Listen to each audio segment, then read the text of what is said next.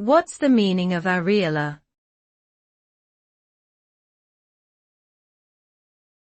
Areola.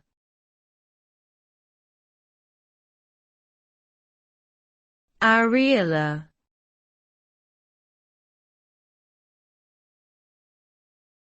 Areola.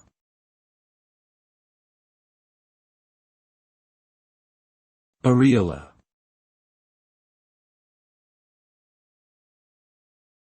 The areola is the darker pigmented area surrounding the nipple on the breast. It contains numerous sebaceous glands, sweat glands, and hair follicles. The size, shape, and color of the areola can vary greatly between individuals and can also change in response to hormonal changes, pregnancy, and breastfeeding.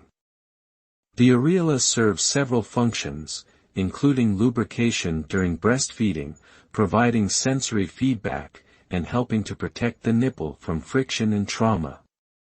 Regular self-examination of the breast, including the areola, is an important part of breast cancer prevention and detection.